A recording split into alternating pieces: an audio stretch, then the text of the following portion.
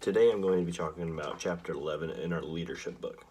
This chapter talks about ethical leadership and followership, the importance of ethics, ethical challenges of a leader, ethical perspectives, and meeting the ethical challenges of followership. This is very important because ethics is very important when it comes to the workplace. It's very important to do the right thing, and if you're not doing the right thing, to learn how to change that so you can do the right thing. Standards of moral judgment are critical to the practice of leadership because unethical leaders can do significant damage to groups, organizations, and societies. When you take on the role of a leader, you take on ethical challenges in addition to set of tasks and expectations. The moral demands of leadership role include 1.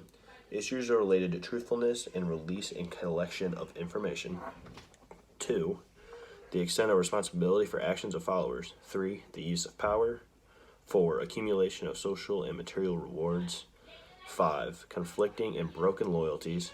6. Inconsistent treatment of subordinates and outsiders. And how you respond to these challenges will determine if you cast light or shadow over the lives of your followers. It's really good to follow these steps because you want to make everyone's life easier and you want to do it the right way. You don't want to be unethical in the things that you handle because sometimes your followers will stop following you because of how unethical you are. And then there are also times, like in movies, where everyone has some unethical opinion and you become the bad guy. And no one wants to become the bad guy because, as we see in every movie, the bad guy always loses. It's always good to be ethical, especially at the workplace. 4 processes or components lead to unethical behavior: moral sensitivity, moral judgment, moral motivation, and moral action. I think when it comes to morals, it's very important how you grow up, also your mental attitude. Having a good head on your shoulders, a good ethical compass is very important.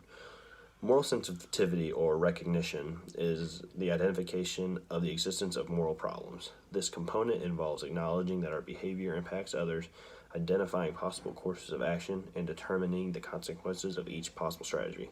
You can build your moral sensitivity through listening to others and working on perspective talking skills, including moral considerations in decision making and processes, and using moral terminology when discussing problems. It's important to relate with people. You got to use the right conversation tools, the right moral speaking language. Moral judgment is deciding when course of action is best. The highest form of ethical reasoning employs widely immoral standards. You can improve your moral judgment by focusing on ethics during your college education, basing your choices on ethical principles, and being alert to the possibility of faulty reasoning. Moral motivation refers to the following through an ethical choice, which requires putting moral values ahead of competing values. So it's doing the right thing instead of cheating your way to get some sort of financial or any sort of advantage. Rewards and positive emotions increase the likelihood of ethical followership, though. Boost the moral motivation of your organization by creating an ethically rewarding environment. Boost your personal moral motivation by regulating your emotions and setting aside destructive feelings for more constructive ones. So it's very important not to let emotions get to your head. All of us are emotional, but all of us handle emotions differently. It's very important to be able to quarantine or, I guess, crate our emotions in certain ways so that we don't let emotions out, because that can make us do an unethical or unmoral thing.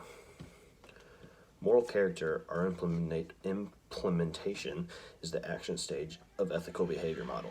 Opposition, fatigue, distractions, and other obstacles must overcome through persistence, competence, knowing whom to influence, and how is also an essential successful implementation.